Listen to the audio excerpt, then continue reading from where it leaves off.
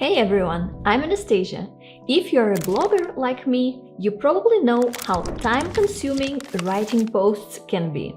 It used to take me hours or even days, but I have learned some great shortcuts along the way. Today I will share these tips to help you publish more content with less work. Let's jump right into it. So step number 1 is collecting ideas. The first step is all about preparation. Keep a running list of your content ideas. I use a simple Google Sheet for this. It's free and it works perfectly for my planning. So when it's time to write, I pick one of the topics and I know exactly what I'm going to cover. I like to do this topic research for my blog in bulk because it is important for your SEO to build your content in topic clusters. It helps you build authority in a certain niche. A topic cluster or a content cluster is a set of pages on a website that are all about a related theme. This set includes one main page called a pillar page, which gives a general overview of a topic, and there are also smaller pages that go into more detail on parts of that topic. I usually do it in a single brainstorming session, and what helps here is answering these questions. What topics are relevant and important for my blog niche? What topics have been successful for me before? What content do I already have on the site? What topics interest my target audience? And what topics have my competitors covered? Now, the next step is researching your topic. For the next step, I will pick one topic that I want to research deeper and simply head over to Google. Type in the key phrases related to your blog post to see what people are searching for. This isn't about copying content, but about understanding the audience's language and their needs. So pay attention to the autocomplete suggestions and also to the People Also Ask section. These will guide your headings and the questions that you answer in your post. And it will ensure that your content resonates and is also SEO friendly. I will usually save all the ideas that I found as important keywords in my Google Sheets or Google Doc for this article. Now, the next step is preparation in bulk. So, batching similar tasks can be a huge time saver. I already mentioned that I research topics in bulk, and then if you are planning a series of posts about a specific product, you can try to take all necessary photos in one session as well. This way, when it's time to write, you have all visual content ready to go. Now, if you're writing content that will be monetized with affiliate links, another thing that you should do before you even go into creating an outline is setting up a list of the products that you will promote. This can even dictate the structure of the post sometimes, so I recommend you to prepare all the affiliate links in advance, because you never know which programs you will have access to and which not, so this might even change the actual list of products that you will review in the post. Now, having things like this prepared in advance can streamline the writing process, because when you start writing, you can just focus on content creation without interruptions. The next step is crafting your blog post outline. Creating an outline is a fundamental step in any blogging process, regardless of your specific writing technique. So facing a blank page can be incredibly intimidating, and without a structured approach, it is easy to feel lost and frustrated. An outline acts as a roadmap, guiding you through the writing process and significantly reducing the time it takes to complete a post. What I usually do is I open my go-to AI SEO tool called AlphaRank, then I click on AI Generate Post, and then I type in the main focus keyword for my post. Here I'm starting a post about jobs for seniors working from home. And the first thing it will try to generate is blog post titles, so I can use one of them and click Next. By the way, I can change some things here at any point later. And here comes my favorite part. AI will generate my whole blog outline. What I like here is that it adds them as H2s and H3 headlines, which is all important for SEO. If something is missing from the things that I found on the previous step, I can add them here as subheadings. Then I can click Generate and let the tool generate the actual blog post based on this outline. We can scroll down and see the result.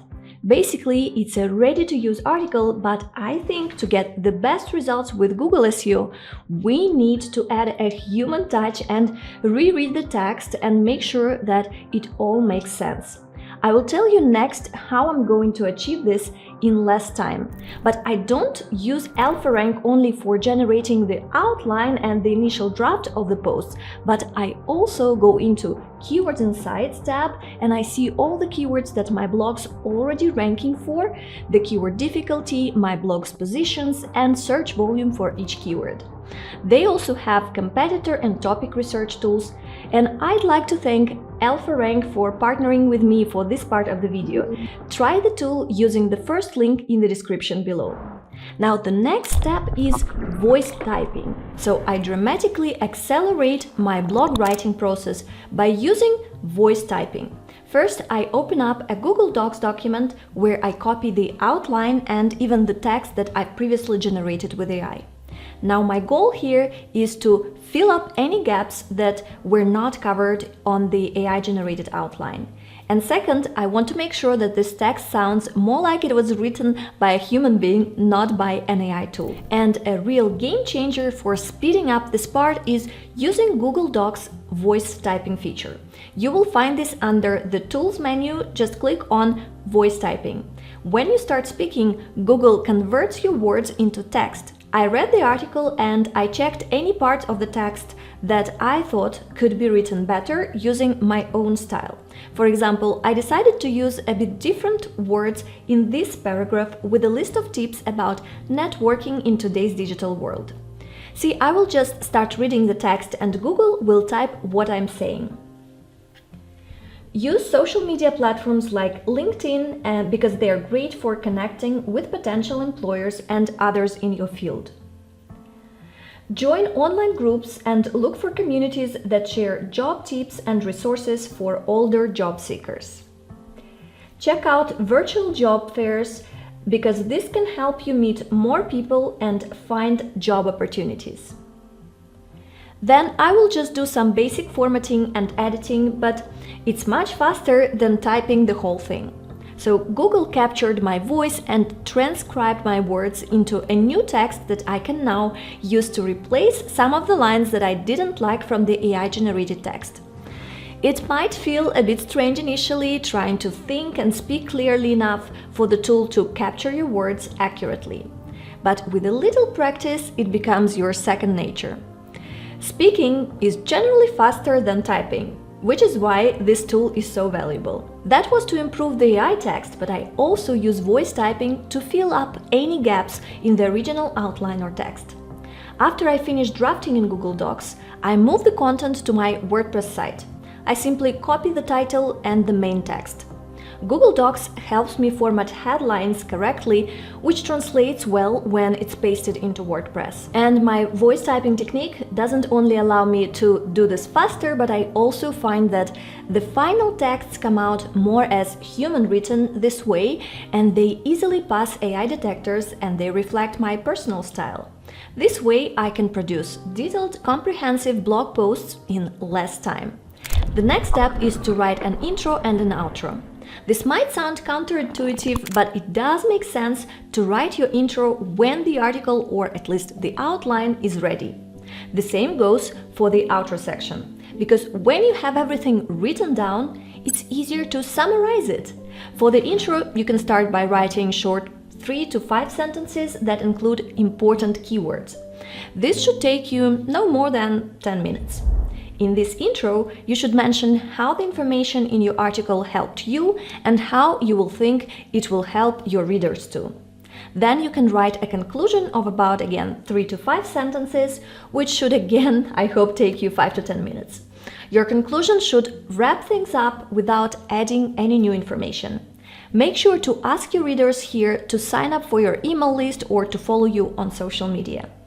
And then you can read your work out loud to check if everything sounds right.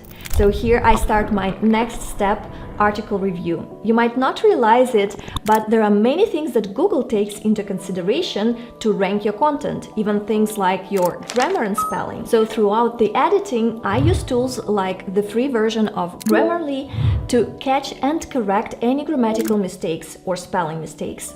This step ensures that my article looks professional and is easy to read. And also I'm checking formatting for readability because I look for opportunities to enhance the format, like turning instructions into numbered lists or bolding key phrases or using block quotes to highlight important points. And this makes the content more user-friendly and engaging. Next, I also check if I efficiently used the links and affiliate links in the article. So as I edit the article, I incorporate affiliate links where it makes sense, and I make sure that I didn't miss opportunities for internal linking between the articles on similar topics. This helps with SEO and it keeps readers engaged with your overall content ecosystem. Then I also check the visuals and multimedia on the blog. So I make sure that each post is visually appealing by including high quality images and then also, if it's relevant, some videos. If I don't have the perfect photo made by me, I will use a high quality stock image.